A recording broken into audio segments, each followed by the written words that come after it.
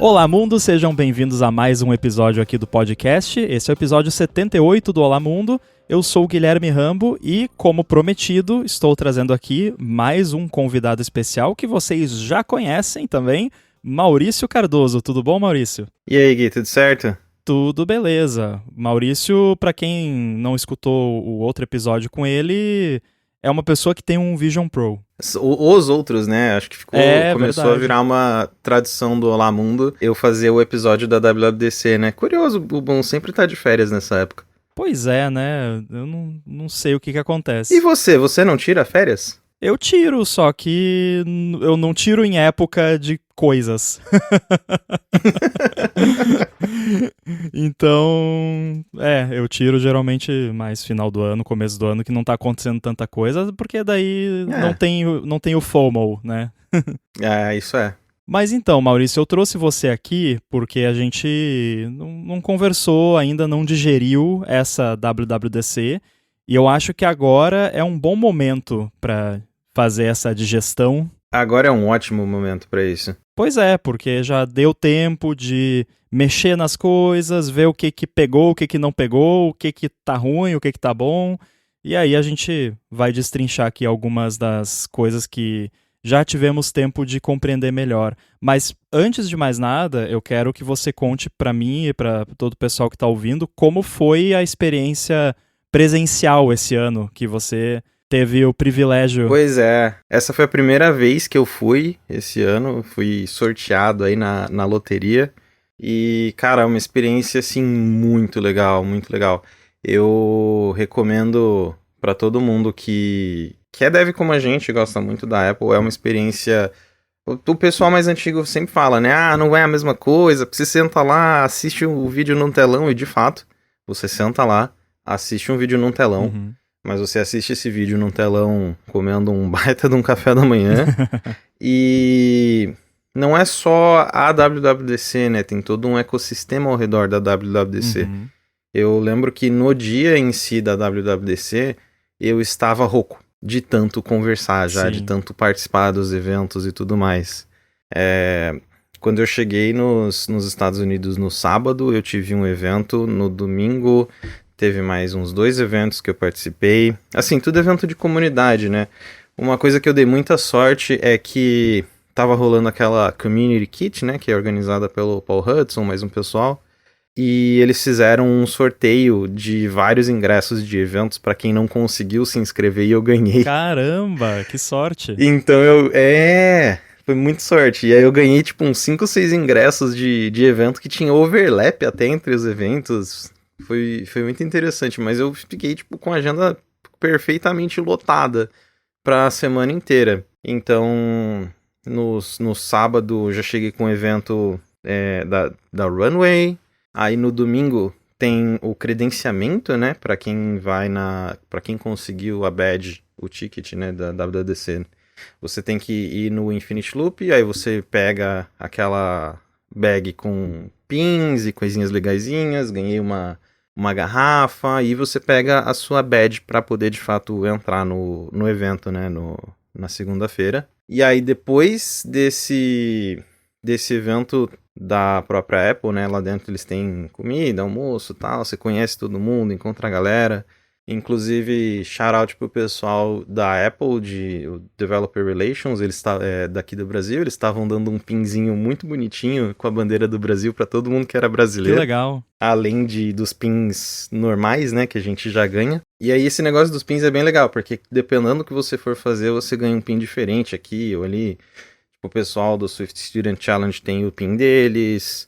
Teve um outro evento da Apple que a gente participou, que a gente ganhou um pin separado também. Teve esse dos brasileiros. Eu vi pessoal, tipo, do México com o pin da bandeira deles e tal. Eles entram bem nessa coisa, assim, do colecionável. Achei bem divertido. E aí teve um outro evento da Revenue Cat, se eu não me engano, no domingo, depois do Infinite Loop. A gente saiu de um e foi pro outro. Sim. Aí chega em casa, no hotel, mal... Bom, é sua casa temporária, né? Pois é. Mal consegue dormir porque você tava o dia inteiro fazendo coisa, conhecendo gente, é incrível, falando com a galera e ansioso pra saber o que vai ter na segunda, né? Porque nesse ponto você já encontrou, tipo, todas as pessoas possíveis ali, inclusive da Apple, você fica cutucando a galera, falando, e aí, o que vai ter amanhã? E aí a pessoa fica tipo, não, eu não posso falar, né, obviamente. Até porque muitas nem sabem também. Muitos nem sabem, é isso que é... A galera da Apple, eles estão... A maior parte deles está no mesmo... Na mesma ansiedade que você tá pra saber o que vai rolar. Porque eles mesmos não sabem, é muito legal isso. É legal isso aí que você falou da comunidade, né? Porque eu fui uma vez na minha vida na WWDC. E na única vez da minha vida que eu fui na WWDC, eu não fui na WWDC. Eu fui na OutConf. Era isso que eu ia perguntar, eu jurava que você não tinha ido, agora você... Naquela época foi a última WWDC presencial, foi 2019. Então naquela época ainda era presencial de verdade.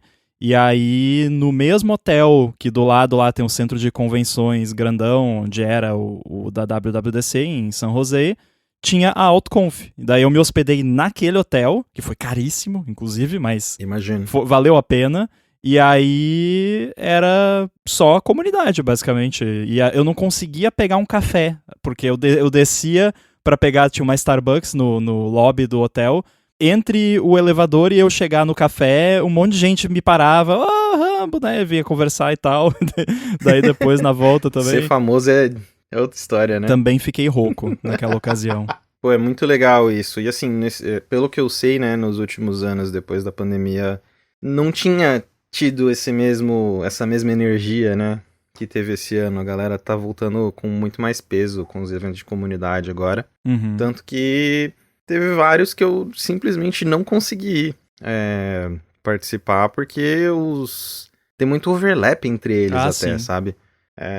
Tem um evento muito legal aqui que, sei lá, você vai ver trocar uma ideia com o pessoal do Apple Design Awards, mas ao mesmo tempo tem um outro evento do outro lado da cidade que tem o pessoal do Swift Student Challenge apresentando os projetos e, putz, é muita coisa rolando ao mesmo tempo, mas vale tudo muito, muito a pena de participar, sabe? Aí na segunda-feira tem o Keynote de fato, né? Você chega lá, tem uma filona enorme onde você só pra validação de segurança, essas coisas mesmo, né? Porque o badge todo mundo já tem, então você só encosta lá na maquininha e passa. Lá dentro tem um baita de um café da manhã, assim, super bem servido. Diet Coke à vontade, coisa assim que me deixou muito feliz. Eu sou viciado em Diet Coke. Bem estadunidense, né? Coca Diet no café da manhã. Eu tenho que aproveitar enquanto eu posso, em cada refeição que eu tiver, sabe? Porque aqui no Brasil tem aquela Coca Light, que é super difícil de encontrar, aqui na minha cidade mesmo não tem, e não é a mesma coisa. Mas, enfim, e aí tem o Keynote mesmo em si, né? Que a galera senta naquele... Eles colocam uma estrutura extra lá no Apple Park, com um teto pra galera não ficar queimando no sol. Se eu não me engano, a primeira vez que eles fizeram esse formato não tinha e todo mundo saiu queimado, né? Sim, eu ouvi o pessoal comentando que até eles estavam distribuindo protetor solar e tudo mais.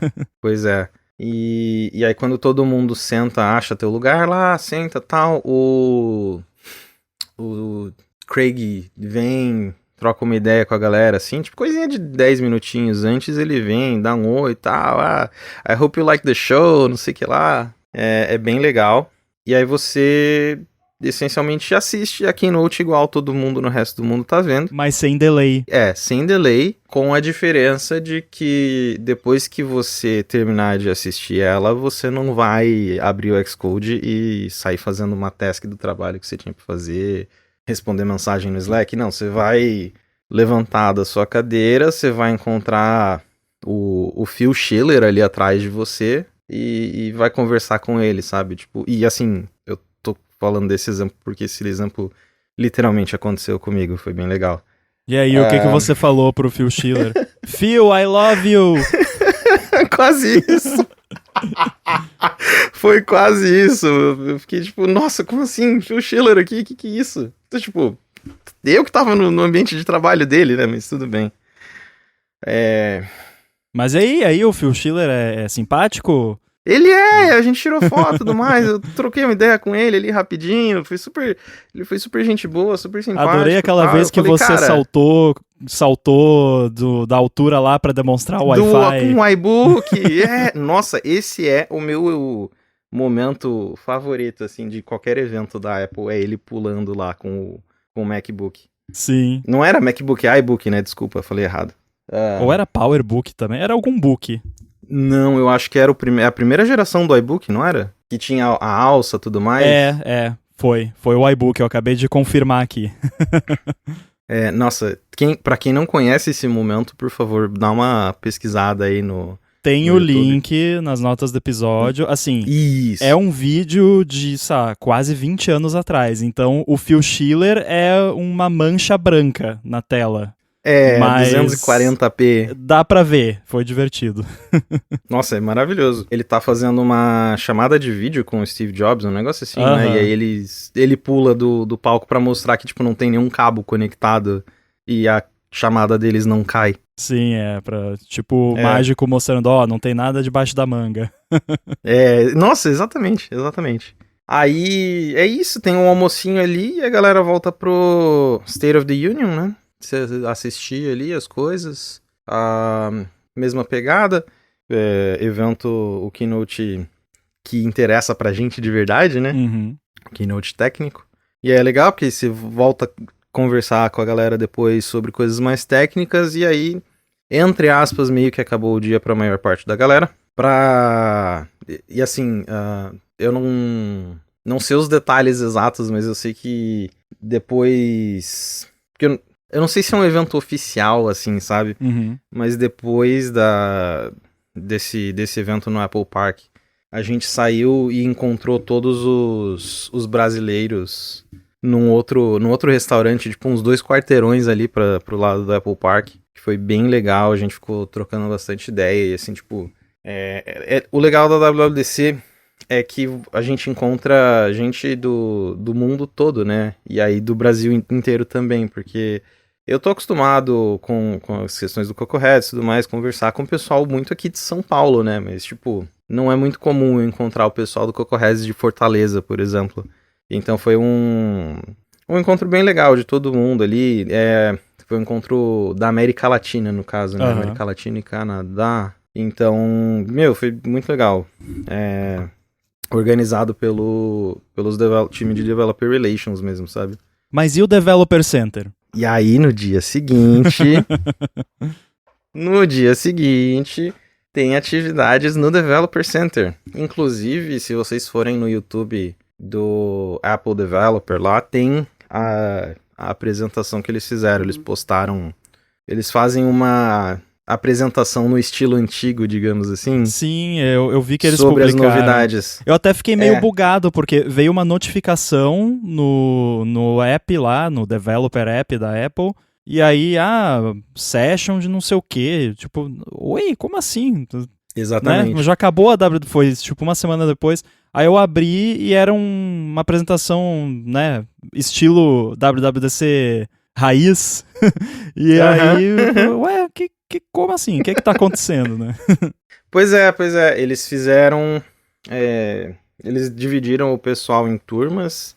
Aí você tinha que se inscrever lá no portal, né, de developer para saber o horário que você ia. Mas aí quando você ia lá, tinha um café da manhã também. E uma sessão dessas bem elaborada, com bastante detalhe, não só sobre... a parte de desenvolvimento, mas também de design. Eles fizeram uma talk estilo antigo, assim, da WWDC pra gente no teatro que tem dentro do Developer Center. Então, foi bem legal. Eles estavam conversando com o pessoal de lá, eles estavam falando, como o Developer Center foi feito depois do Apple Park, né? Esse teatro aqui é basicamente uma versão melhorada da tecnologia que tem no Steve Jobs Theater e tudo mais. Eu fiquei tipo, nossa, legal. Importante o lugar aqui, hein? E aí... Mas é isso, eles fazem uma apresentação no estilo antigo. Eu até deixei um feedback pra eles falando, tipo, vocês podiam esticar isso aí, fazer...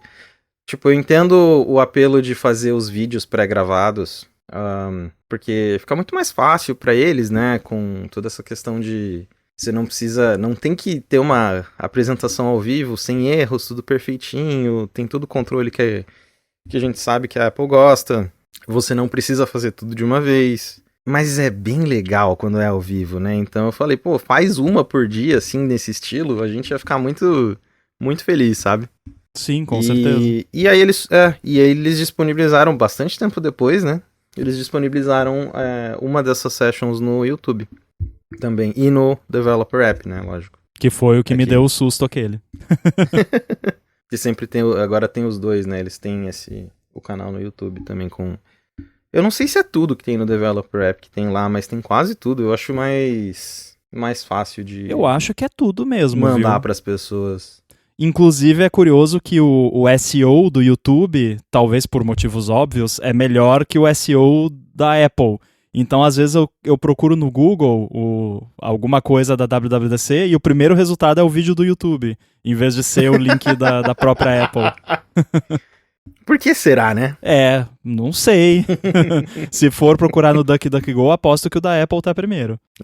Depois do State of the Union, a gente pôde passear pelo Apple Park também. Eles tinham lá uma tour guiada. Passear pelo Apple Park é tipo passear pela Coreia do Norte, né?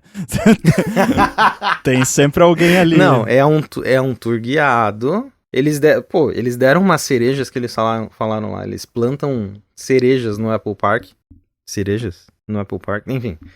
Eles plantam essas cerejas lá no Apple Park e que eles distribuem e tal. Eles começaram a fazer isso na pandemia. Tem toda uma história, eu não lembro exatamente. Mas as cerejas são muito boas. E aí eles dão pra você ir comendo enquanto você vai fazendo o tour. Eles dão uma volta ali por dentro do donut. Você não vai lá do outro lado no Wellness Center, Steve Jobs Theater. Mas é muito legal. Tem o Reflection Pond. Eu não lembro os nomes exatamente. Eles tinham também...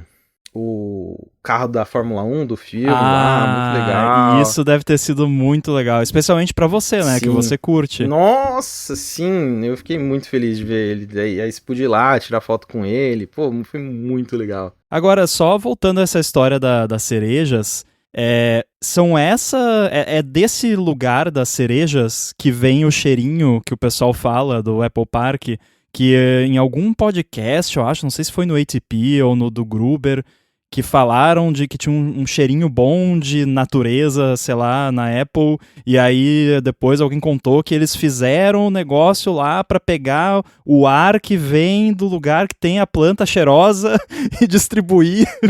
Tipo, mó loucura, assim. Caramba, cara. Olha, eu preciso ser bem sincero com você, tinha um cheiro bom. Se era por causa das cerejas em si, eu não sei. Mas o espaço todo ele é muito bem arborizado e tudo mais, então acho não que me surpreende, até quem, sabe? né, eu já tive lá na loja, lá no Visitor Center, e você percebe que é um lugar bem verde, né, tem muita natureza, tem um ar gostoso, assim. Não, tem um ar maravilhoso e assim, do lado de dentro do muro parece que você tá em outro país, assim.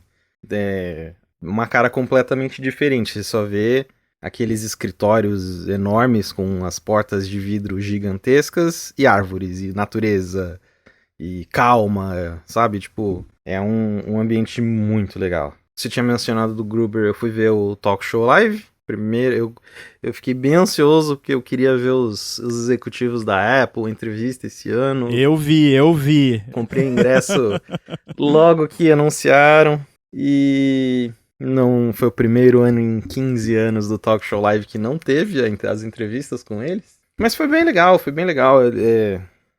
um bom jeito de terminar a minha terça-feira. E aí o resto da semana é meio que isso, assim, tem muitos... A Apple se comentou do Visitor Center, o andar de cima do Visitor Center eles fecharam só pra quem tinha badge da WWDC. E aí teve vários eventos rolando lá mesmo.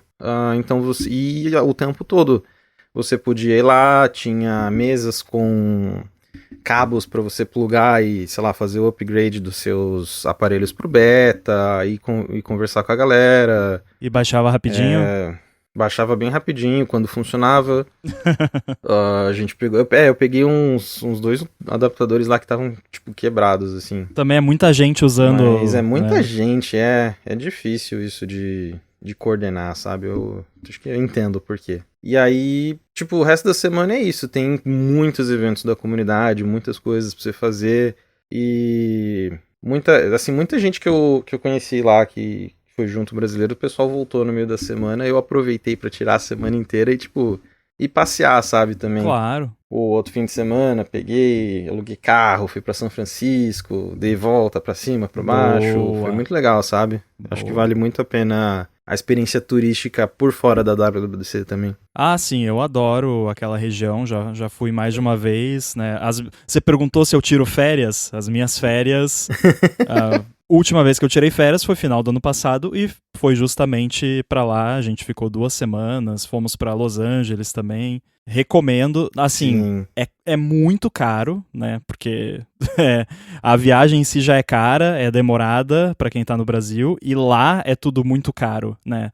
Pra gente, coisa em dólar já é caro. Aí, Califórnia. Você vai pra região mais cara do país, né? Então, se alguém tiver pensando em ir, prepare o bolso, mas se tiver oportunidade, aproveita porque realmente é bem legal. Um tour que eu recomendo muito que a galera faça nessa região é ir visitar os lugares com os nomes do Mac. É muito divertido. Isso, sempre me chama atenção. Ir pra Sequoia, Sonoma. É que assim, os lugares são na Califórnia inteira, então você não vai conseguir ver todos eles de uma vez. Mas tipo, Monterey, Big Sur. Mavericks, Big Sur. A gente não conseguiu passar por Big Sur quando tava lá. A estrada tava fechada quando a gente foi pra lá, daí Big Sur não estava acessível. Eu tive o problema contrário. Eu comecei em Sonoma e vim descendo. Quando eu cheguei em Big Sur não dava pra descer mais. Eu queria ter chegado até, tipo, Ventura, o que for, que é mais pra Los Angeles, né? Mas não deu. O mais difícil desses é o Catalina, que eu queria, que é uma ilha longe de Los Angeles dali, né? Você tem que pegar barco e tudo mais pra ir, aí esse é o mais difícil, mas o resto até que é bem de boa de chegar. A gente fez um tour por umas vinícolas em Sonoma, foi legal. Ah, legal, legal. A região é muito boa. Mas bora falar de código? Código, por favor, vamos falar de código. Já foi metade do podcast, a gente não falou uma linha de código. Tem um podcast aqui na Gigahertz que se chama Lado B. Sempre que eu faço uma viagem, praticamente, ou que o Marcos faz uma viagem, não é um podcast sobre viagens, mas é um podcast sobre coisas aleatórias, que geralmente somos eu e o Marcos, às vezes com convidados. Então, aqui foi uma meia horinha de Lado B, pra quem gosta de relatos de viagem. Acho que tem umas dicas boas e uma reassurance, esqueci como fala isso em português, de que se você tiver a oportunidade de ir, vá que é legal, você vai gostar. Sim, nossa, é muito bom. Mas enfim, sobre o código, o que te chamou atenção e talvez além do que te chamou atenção, porque como já falamos, a gente já passou um tempinho agora da WWDC, então já passamos do ponto de o que chamou atenção, estamos no ponto de o que você já mexeu, o que você gostou, o que você não gostou, o que vai fazer diferença no seu trabalho, conta pra gente. Cara, eu acho que a estrela do show esse ano, sem dúvida, é o Liquid Glass, né? Não tem uma coisa assim, e tudo que envolve ele, né? Não só o você botar a ponto glass effect nas coisas, né? Mas é toda essa questão de como isso muda a organização dos seus apps e não é só uma questão puramente visual, né? Ele ter que lidar com o Liquid Glass. A gente tem uma coisa que a gente tem no app que eu trabalho hoje profissionalmente, é que a gente tem muitas coisas, a nossa tab bar já é cheia, sabe? Uhum. E aí a gente tava vendo, tipo, mas a gente tem um search na home também, como é que a gente vai conciliar isso e tal. Então, virou uma conversa bem interessante com os designers pra gente tentar entender, tipo, o que a gente consegue resolver disso e tudo mais, mas a gente ainda tem um mês aí pela frente pra tentar acertar isso bonitinho, né?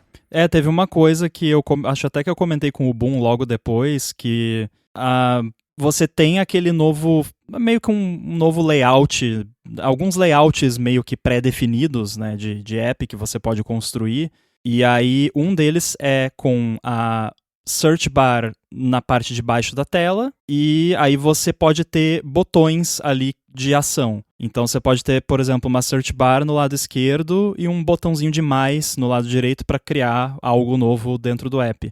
E você tem também a tab bar com a busca integrada, que aí a busca tecnicamente é uma aba, mas se comporta mais como um botão que quando você toca nele, ele ativa a busca. E aí também ao mesmo tempo abre outra aba que mostra os resultados de busca e pode mostrar sugestões também.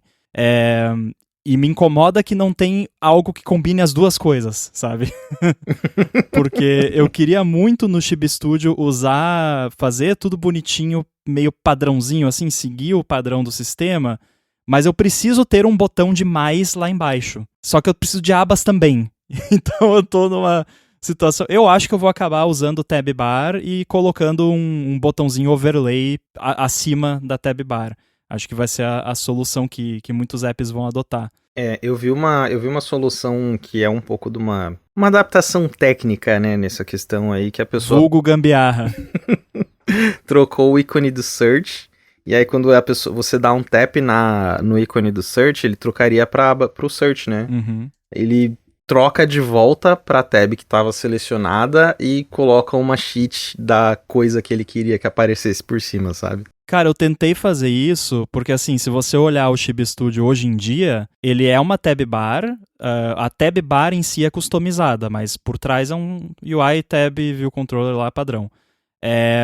E aí a aba do meio é um botãozinho de mais, que é uma aba. Só que aí lá no Delegate eu falo, não seleciona essa aba e em vez de selecionar a aba eu abro lá um modal, né? Só que eu tentei fazer isso no design novo e talvez nos betas novos isso esteja melhor. Mas ele fazia aquele efeito da bolha de vidro melequenta voando pro botão e daí meio que ela voltava, parecia um slime na tela, assim, e ficava feio, sabe?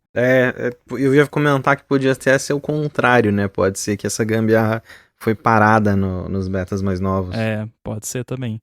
Mas enfim, continue contando aí sobre o que você tá observando das novidades. Uma outra coisa assim, eu não sei, eu tendo a gostar muito dessas coisas que, tipo, afetam 0,1% das pessoas. A última coisa que eu tava tentando testar eram os controles, os Spatial Accessories pro Vision, mas tava com problema até, acho que corrigiram no beta 4, um negócio assim, que foi uma coisa que me animou bastante também pra desenvolver experiências, né, que você precisa de mais do que só o dedo encostando no outro pro Vision. Uhum. Eu gostei dos widgets no Vision. Nossa, sim. É que aí a questão dos widgets não é tanto uma questão de código, mas a questão de usabilidade, mas toda a questão do Vision, de você poder, não só os widgets, né, mas você poder colar as janelas na parede dos apps e fazer elas virarem uma coisa permanente ali, elas ficam persistentes pela sala onde você tá, então se você sai, volta... Então, ele reorganiza, é muito legal. Você já contou bastante sobre o Vision Pro aqui em outro episódio, mas eu sempre disse que assim, eu não tenho nada assim que eu queira desenvolver pro Vision Pro, mas com o lance dos widgets, eu quero mexer nos widgets do Chibi Studio para deixar eles mais bonitinhos, porque fica muito legal você botar ali um bonequinho na parede, e aí a gente tem também, já faz bastante tempo, uns planos de ter um widget de previsão do tempo que tem um chibi que o cenário se adapta ao clima e a roupinha do personagem se adapta, e aí você botar um negócio desses na parede ali, como se fosse um quadro. É muito legal. Então isso me deixou animado pra mexer um pouquinho com coisa de Vision. Não vou comprar ainda um Vision Pro por causa disso, mas pelo menos no simulador eu quero brincar com isso. Um tester pra isso você já tem, com certeza. Ótimo. Os widgets em si, eles ficaram muito legais, né? Porque todo widget que a gente já tem simplesmente funciona no Vision Pro, mas esses widgets especializados, os do Apple Music eu achei muito legais também, que você coloca a arte do álbum na parede ali, ele deixa uma moldura bem bonitinha. Tem os widgets, o Photos tem os widgets espaciais, que você pode trocar a sua janela da vida real, que você só tá vendo o prédio do lado por uma vista mais bonita. Tem bastante coisinha assim. Mas saindo da realidade e voltando pra tela 2D, teve mais alguma coisa ali que te chamou a atenção? Todo o sistema de janelas novo do iPadOS também me chamou bastante atenção. Toda essa questão do resize e tal, como os apps vão lidar com o tamanho deles mesmos, né? A gente já tinha E eu sinto que isso... A gente vê que a Apple, ela sempre trabalha de pedacinho por pedacinho com as coisas, né? E isso... Eu acho que isso é muito um trabalho de algum possível futuro iPhone, uma coisa assim, sabe? Porque cada dia que passa, os apps se soltam mais dessas limitações de tamanho do iPhone, né? Aham. Antes a gente tinha que ficar olhando o iPad de lado em alguns aplicativos, agora assim fica tudo certinho. E as limitações de tamanho também, não tem mais aplicativos que necessariamente usam a full screen, né, no iPad, você sempre pode dar resize neles e tudo mais. Eu acho que o que eu vejo é que assim, eu sempre tento prestar atenção nessas coisas que a Apple vai, tipo, jogando. Que nem há muito tempo atrás, quando o iPhone começou a trocar de tamanho de tela, que eles tinham feito aquele simulador. Tinha um storyboard que não tinha tamanho fixo de tela. Sim, que você redimensionava. Você podia redimensionar, tudo mais, não sei o que. Todo mundo ficava, pra que eu vou usar isso se a tela do iPhone é a mesma? O próximo iPhone que veio, uma tela completa, tipo, já era de outro tamanho e tudo mais. O ARKit, anos atrás, que dava pistas do que veio pro Vision. Eu acho que essa é mais uma dessas coisas, assim, que a gente devia ficar de olho, sabe? Especialmente aquela session de faça seus apps mais flexíveis que teve. E naquela, principalmente, mas em várias outras também, tem uma vibe de sugestão muito forte de não tenha um app para iPhone e outro app para iPad. O seu app de iPhone e de iPad deve ser o mesmo app e ele se redimensiona sem fazer if iPad, if iPhone. Eles deixam isso batem muito nessa tecla. Tipo, não verifica se o device é um iPad ou um iPhone. Adapte de acordo com o Trait Collection, sim, né? Sim. Então, isso pra mim é muito cara de... Vai ter um iPhone dobrável que quando você abrir, o app de iPhone vai virar o app de iPad. E se a pessoa estiver fazendo if iPad, não vai dar certo. Pois é. If iPad, if tela maior que não sei quanto. Não, é Trait Collection ali e acabou. Essa semana eu fiz uma limpa no Chib Studio. Tirei um monte de if iPad... de se a tela for menor, maior, fiz uma limpa lá. Sim, eu acho que é muito importante, porque é meio que isso, né? A gente sabe como a Apple trabalha essas coisas e quando eles começam a dar muita ênfase numa coisa que não tem muita utilidade no momento, assim, você fica pensando, pra quê, né? É meio que um caso desses, assim, então... E é legal, porque com o iPad você consegue fazer tudo isso, né? Testar, tá, usar... ver todos os tamanhos possíveis ali. Tanto se você rodar no Mac também, né? Também tem como você dar resize nos apps de iOS no Mac. Então dá pra gente se preparar pra esse provável futuro aí. Com certeza. E você estava falando... Você tinha comentado de algumas APIs específicas aí, umas coisas que te deixaram bem, bem animado. Faz muito tempo que eu não uso UIKit no meu dia a dia, então eu tô meio... Tipo, basicamente não fiquei olhando muitas coisas novas, as novidades de UIKit dessa WWDC. Pois então, teve várias novidades. Uma coisa que eu gostei que eles fizeram é que quase tudo que faz sentido, você tem a API em AppKit, em UIKit e em SwiftUI. Você tem a API para fazer a mesma coisa nos 3 frameworks de UI, que provavelmente, e meio que já foi confirmado por engenheiros da Apple, por trás é tudo a mesma implementação, que é a implementação, entre aspas, SwiftUI, que hoje em dia ninguém escapa de SwiftUI. Se você está usando o UIKit, AppKit, você já está usando o SwiftUI sem nem saber, porque tem coisa do sistema que já é implementada em SwiftUI por trás. Ou, tipo, não é que nem, tipo, o homem veio do macaco? Não, os dois vieram da mesma coisa, né?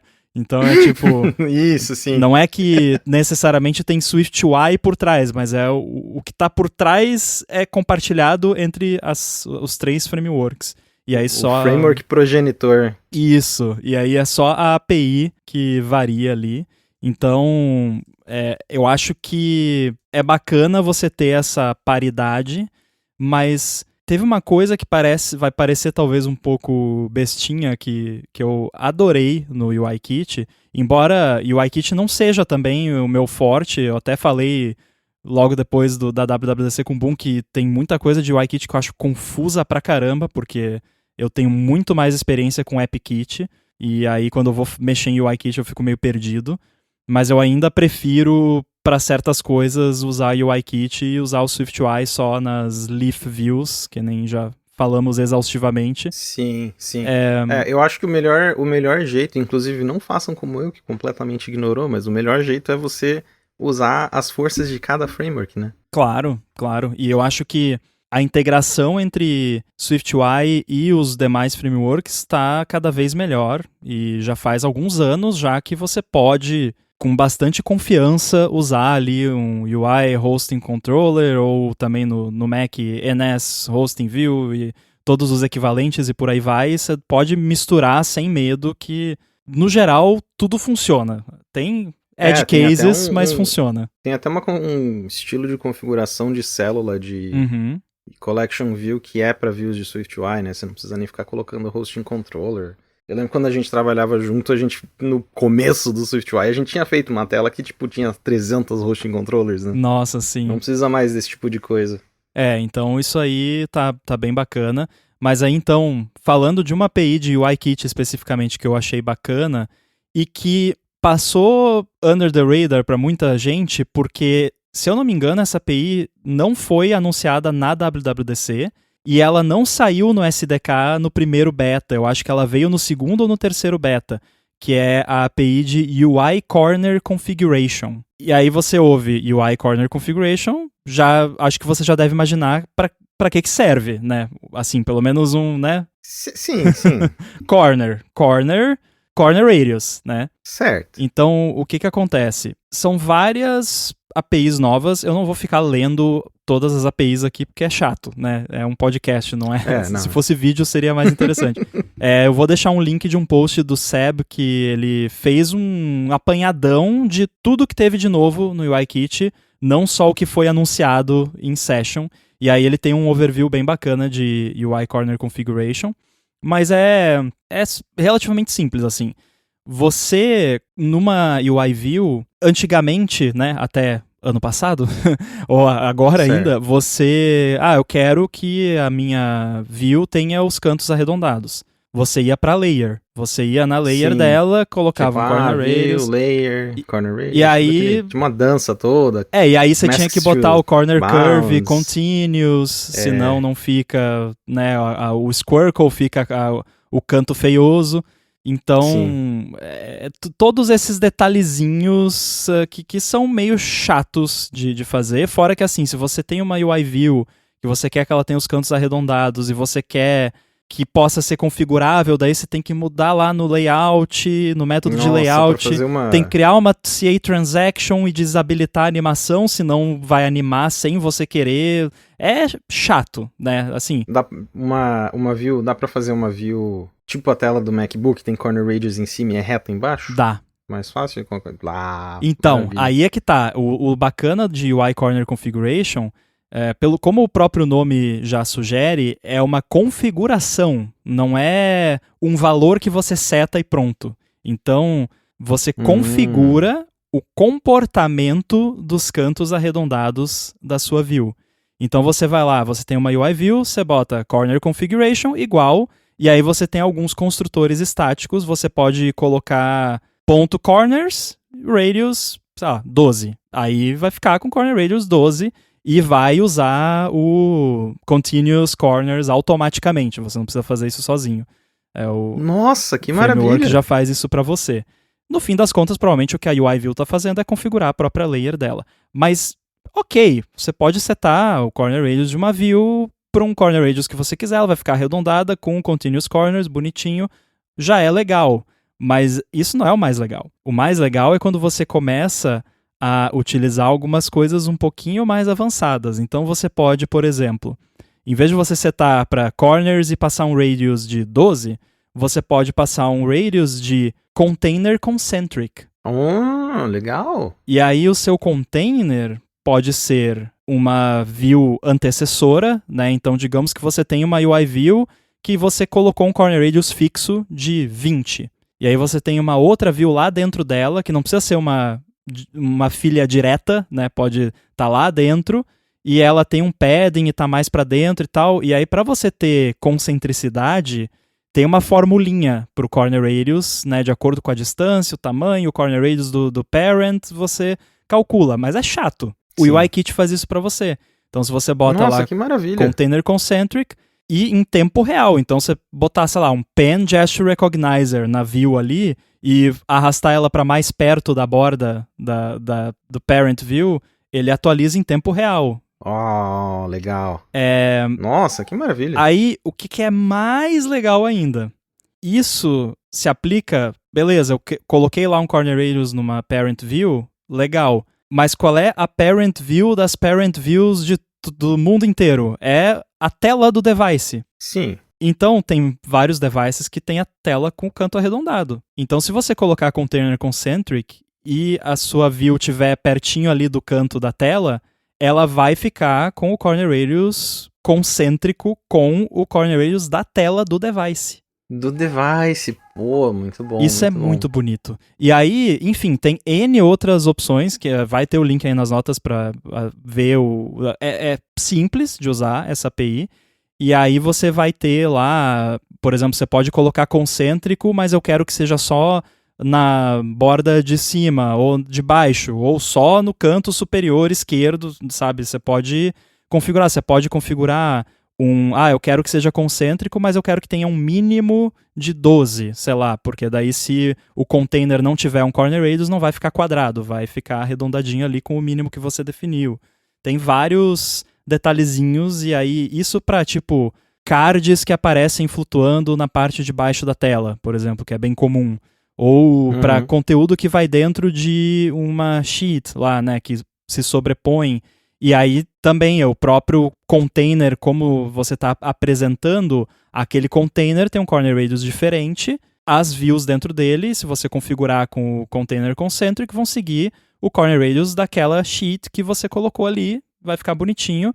E no iPad, se você tem o app em tela cheia, ele vai seguir o corner radius do device. Se você redimensionar a janela tem um corner radius um pouquinho menor. Aí também vai aplicar bonitinho ali o corner radius. Então, é maravilhoso, né? E aí eu falei do corners, mas tem também capsule. Então ele pode fazer cápsulas concêntricas também. Legal. Isso que você está comentando do corner radius se adaptar, né, de acordo com as coisas.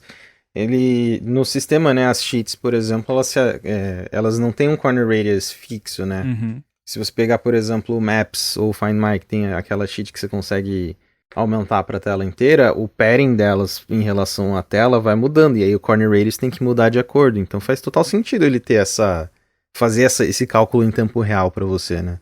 Com certeza. Então, eu achei, foi uma das minhas novidades favoritas, por mais bobinho que pareça, né? Mas para quem gosta dessas coisas, desses detalhes, eu acho que acaba ficando divertido. Eu acho que essas são as melhores coisas que tem.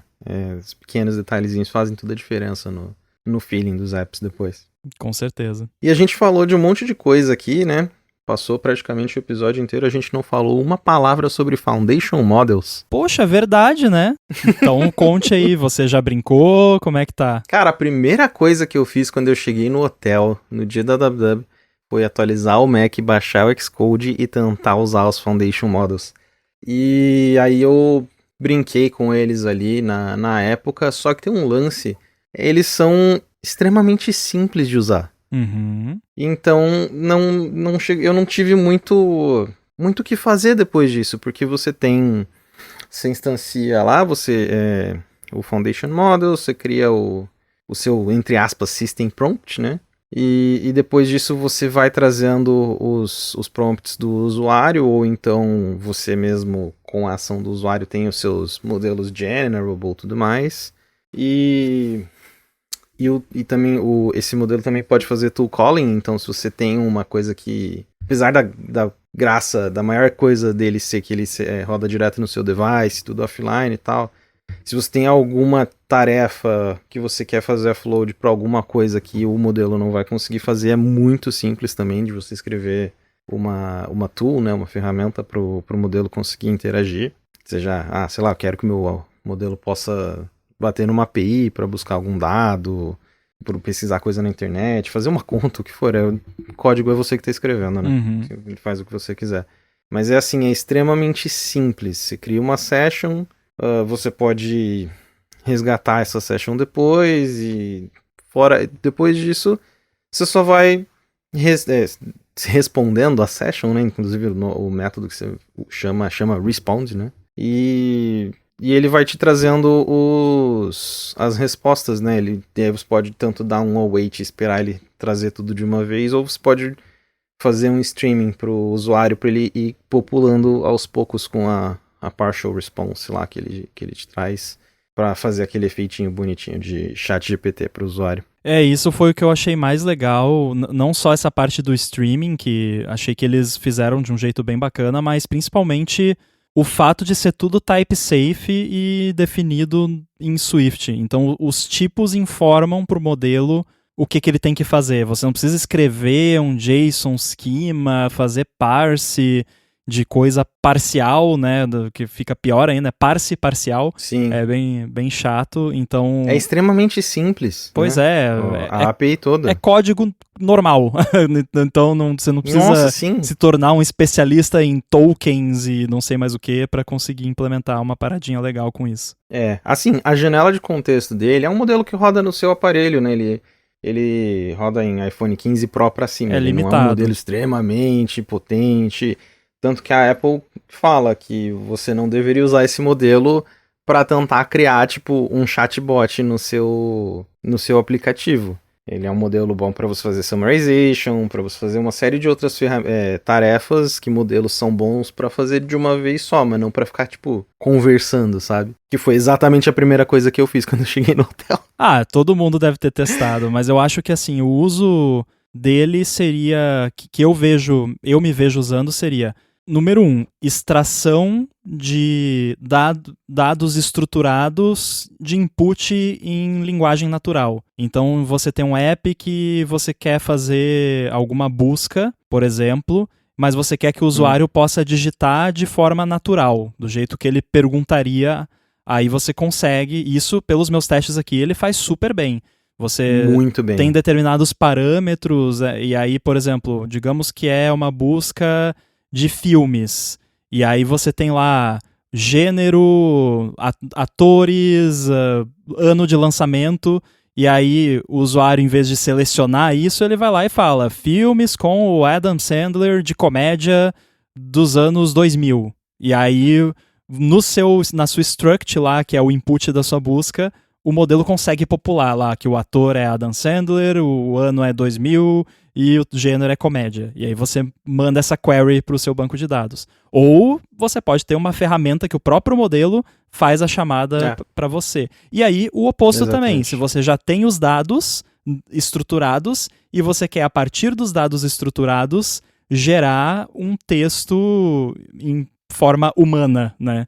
E aí você pega os dados estruturados, passa para o modelo e pede para ele, né, gerar uma frase, um parágrafo, enfim, mais bonitinho. Eu achei isso muito legal. E esses usos, nos meus testes aqui, ele faz works as advertised, né? Funciona como foi falado. Sim, exatamente. É super rápido, inclusive, você não tem que ficar esperando muita coisa. Ele funciona... E essa parte do General, né, da Macro General, que ele faz tudo estruturado, parece magia, sabe? Tipo, é um trabalho bem chato quando a gente não tem essa estrutura toda, porque às vezes quem nunca passou por uma situação onde você pede pra LLM, faz tal coisa, tal, o output é esse aqui, ó, em JSON, nessa estrutura aqui, certinho, não sei o que.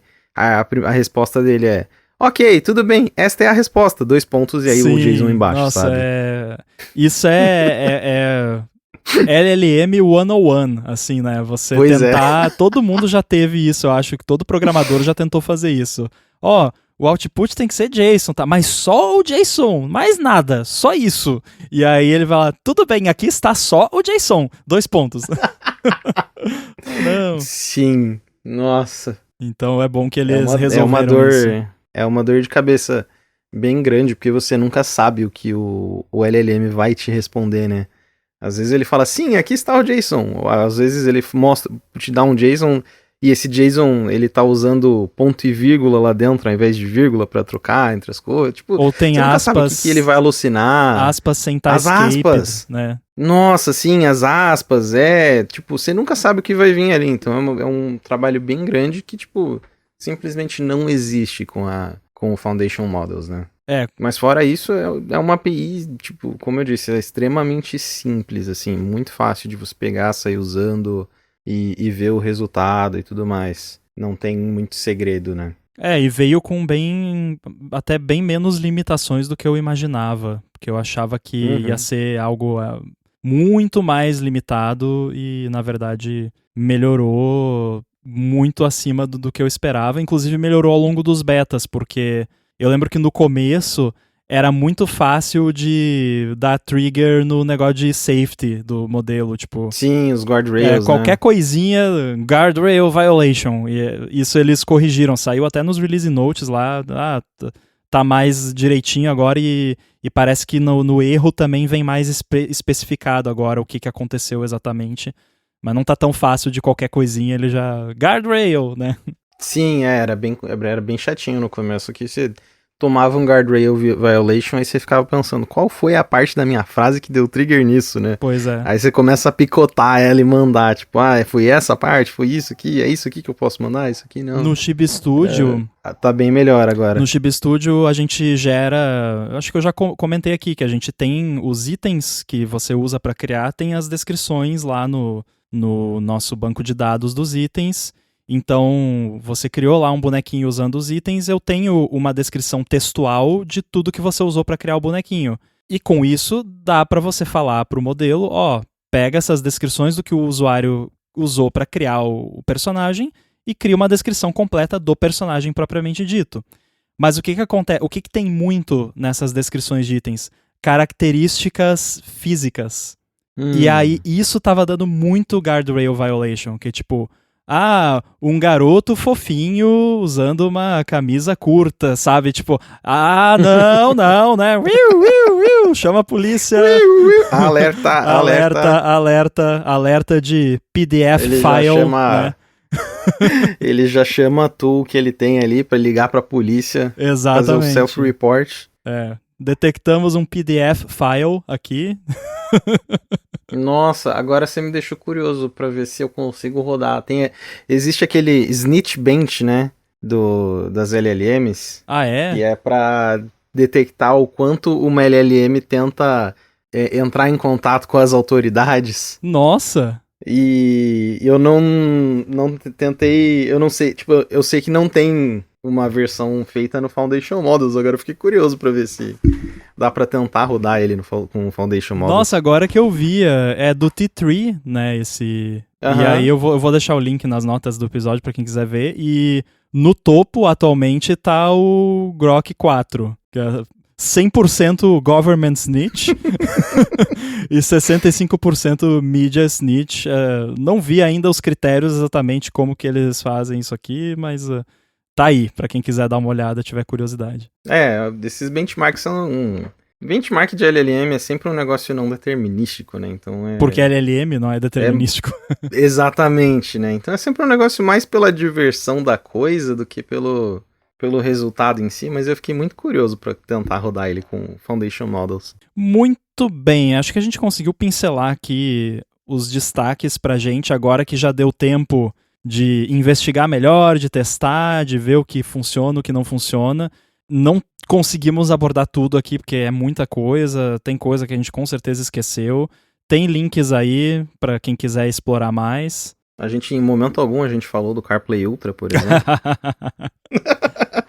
Tinha um carro lá para testar o... Não tinha nada. A gente não...